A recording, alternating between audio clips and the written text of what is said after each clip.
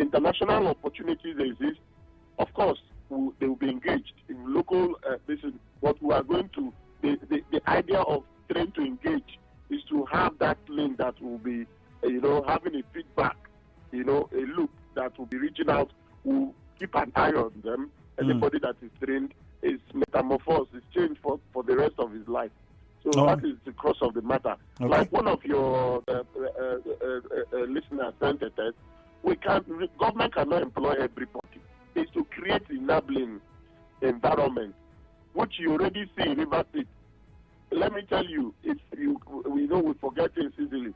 The last protest of 2022 of NSAS, we had cause of people die in River State. In this last week's protest, we didn't have one person hurt. It's not just rocket science. It's not saying that the governor doesn't make noise about it. He just acts it out.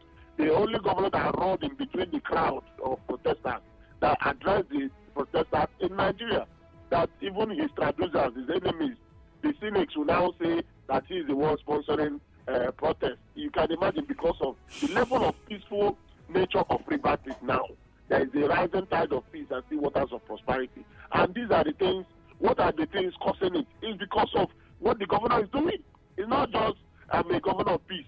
He's doing things that people want. All right, Honorable Commissioner. Yes. All right, thank you. Let's quickly come back to the studio before we open the phone lines. I'm sure a lot of people have questions. At the local government level, the grassroots is very important. And recently we have seen CTC chairmen, empowerment list and monies for traders, and giving monies for different purposes, in quote, as empowerment. If you have heard some of the messages, many of the young people are saying that is not the kind of empowerment we're asking for. You are a youth leader in Obiakpo. What is the CTC chairman exactly? What programs have been rolled out for young people, for youths, if not for any other time, for this Youth Day, International Youth Day that was held? Was there any special thing that was done outside what we usually know? Yeah, I can tell you, on that fateful day, that should be on the 13th of this month, precisely on Tuesday, the CTC chairman of Obiakpo, His Youthfulness Ambassador Chijoke, who actually came to that event. And we actually told him what we, the youth of Obiakpo, actually wanted for him to do for us. And what were those things? Yes, sir. And some of what we outlined, especially, this particular youth week, the theme is a pathway to digital and all that. So we actually also brought a resource person who also taught us about this IT and all the rest of them. And he actually keyed in. And he gave us the assurance that in less than 1 or 2 weeks, some of these programs will begin to run. Like we have someone who, especially the aspect of business software solution, mobile application developments, and cloud, and all the rest of them, and the agricultural aspect of it too. We also looked at underwater welders, so the divers and all the rest of them. So he actually of course he's a youth and he has decided to do something different. I can tell you for free. What about those people who are not, like one of the messages said, educated, are not skilled, are artisans? Those are people that would want to work in factories and do those. That is where those who are welders come in. Where are those people now? When you have this plan and you brought out this idea, was there also the thought of how we are going to get these people? I mean, you heard the commissioner talking about engaging. I don't know if the CTC chairman and the youth, as the youth leader, you're working in tandem with the plan. Let me finish. Okay. So how do you then engage those people you are talking about who are artisans? Now we have and are young people. Yes, of course. I am representing the good people of Rumokoro. The National Youth Council of Nigeria, Prince Wapara Bekwele, is the chairman of National Youth Council Obiakpo chapter. So we have youth presidents in various communities. We have of course, we have a platform where we send this message across, and we expect them as leaders of various communities to, mobilize their people. They can say, okay, if we want to empower 1,000 persons, for example, the Rumokoro, let me use that as a case study. We need 10 people from your own community. Well, you go to Rumonduru, you go to Rumokoro, you go to other communities. We need 5 persons. How do you pick those 10 people? If you remember, one of the messages also pointed the selection. How do you even select the youths that would benefit from these programs? We are from the community. We know those who are ready, those who are interested in learning. We know those who are, of course, those who do not have people who can sponsor them. So your friend cannot come and say, Chairman. No. It doesn't work that way. It's not in this. It's not in this government. This present administration is not. No. You can jettison that. Hello, Honorable Commissioner. Can you hear me? Yes. All right. Just one more. I'm sure you listened to what Kelvin was saying, but one thing I need to point out before we open the phone lines is recently we saw Nigeria at the Olympics. It was abysmal, and you had talked about sports being one of the things that you're going to look at in this country. I don't know if any other person would disagree with me, but we really do not have some sort of plan or growth for sports. Let's even come down to Rivers State. It is only when maybe we're having the event a few days away that we now begin to see intensive haphazard fire brigade approach. Is there something that is being done to empower people in sports in Rivers State? Not to wait until we have an event, or to wait until there's a competition, but a system where anybody can come enroll and you are well trained and you are trained until there is an event or something you have to go for. Has that been looked into? Okay, if you recall, my ministry is Ministry of Youth Development. I'm not the commissioner for sports. So when I mention combative sports, you should know that is development, is training on sports. And a special area of sports, because those areas have been relegated. Places, sports like combative sports, like judo, like kickboxing, like wrestling, like all of those major areas that people are earning from other clients, major sports. So when I mention combative sports, you should know that I don't have business in sending people to Olympic. I don't have business. No, it's not about sending to the Olympics. It was just an example of our failure in the Olympics is as a result of no proper preparation over years. That's what I'm saying now, that you need to prepare the ground. You need to train them. You need to create that opportunity for them to identify them, to even sort them. Like, let me just contribute to what you asked about drawing a demography of those to be trained or given the opportunity. Our own is very concise. We have a database. We've gone around to three local governments. Like when you talked about a needs assessment, we've done our needs assessment before we come in. We go to this REC. We know that this is a solution to Rivers youth problem. Now, in course of that, our going around, we ask them to come and register. So every community youth base is registered. Every VYO voluntary youth organization is registered. Every faith-based organization is registered. Physically challenged, they are registered. People living with disability, all those things, all those special populations, they are registered. So we have, it's just like we did our International Youth Day on Monday. All we need to do is reach out to this. We have about 480 bodies registered, not just community-based. All you need to reach out to their leadership and say we need 5 persons. And you have your population. It's very easy. So we plan this thing like we've seen the problems before now. So we carefully planned it so that you won't say, it's only communities, or it's only political class, or it's only local government chairman friends or brothers. No, this one is seamless from every walk of life. Even now, registration is still ongoing. Unless you deny yourself the opportunity. How does one register? Beautiful. It's as easy as there is a director that has a desk. We have a desk of enterprise and development. At the ministry? Yes, we have 6 directors in the ministry, but there's one that is designated. His name is Mr. Lobbyabam. His work is just to interface with all these bodies. You little due diligence, send you for profiling with the security agencies and get a signature from a surety or something, and you'll be registered. I think the amount is 15,000 naira. You understand? So it's as easy as within this 1 year I've been in office, I've registered over 350, adding to the existing. So we have over a combination of about 480 youth bodies registered, and we are still registering. So that you won't say that, the demography is one-sided, is politically mastermind. So which means that everyone who would want to would want to benefit has to belong to a youth body. What if I don't belong to a youth body? I'm just a youth in Rivers State. How do I go about this? You can muster your community people living in Rivers State. For instance, if you are a Edo State youth, you can muster a Edo State youth and go and come and register. So that when you be captured in our database, we can't just throw opportunities in the air. We can't just give it to political class. We can't just give it to religious bodies. We have to mainstream all the sectors, all the facets of our youth life.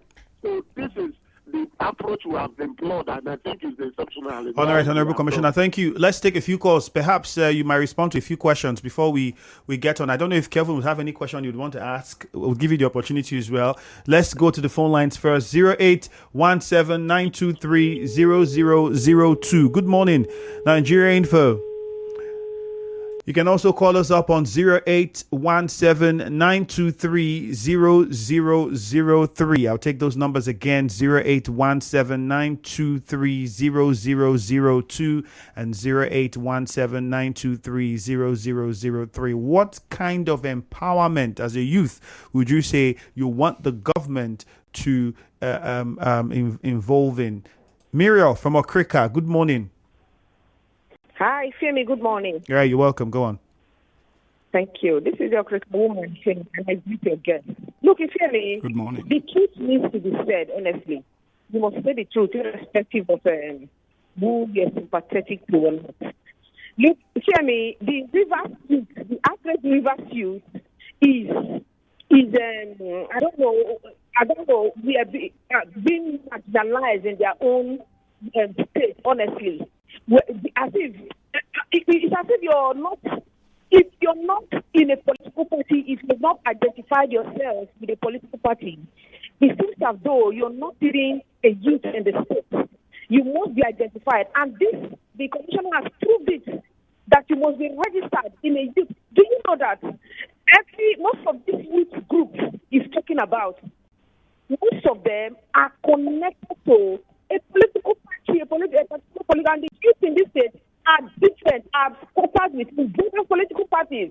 So I don't think you must be registered, in a particular group before you're recognized. Nothing is being said. I heard now from the commissioner that there is a platform that they are training and they're connected to international companies, and then when you're finished, they will do this, they will do that. For the first time, we are not hearing anything. So much might be going on, but if you're not hearing it, you're just as if you're in the water and soup is entering your eye. You're standing in the river. What I think should be done is every youth, the commissioner should make sure that all youth are engaged to harness the resources within their locality. All right, Muriel. You don't just tell them they should go and register. You give them sports. You give them. What about the people? We are trying to feed. We are saying they're hungry. In my community, we have feed. We have this thing. Why don't you provide cables, provide different things for people to go and fish in the farm? Make sure you go. There are places where the community you want to work and go. Little practical things. Not so much stress before you go to register. You pay this to register. You do this rigorous to register. The processes are too much. All right, Muriel, thank you very much. Let's go to Chima and Rumokoro. I'm sure the commissioner is listening. Chima, good morning. Hello, good morning, Mr. Semi. Let's hear you quickly. Yeah, I'm very raptured for you to have taken this my call because I have been very curious since on Monday concerning this. Chima, you're exhausting the time. You should go straight to the contribution. What I'm saying is that, let me just go straight to the point. The segregation in this river state is getting alarming. It's becoming a nomadism. Because even the form they are talking about, that the form is circling everywhere. When my own people here that are not simplified people, do you know what is the form? A form of simplified movement. I was deformed. That is not something like youth something. I'm telling you because I have it here now. If you want me to bring it to your studio any day, I will bring it. You can take a picture of the form and send to us on People are WhatsApp. not You have our WhatsApp the normal number. consumption of the River State youth. No. They have selected people at the even the people who simplify, you are not in this state.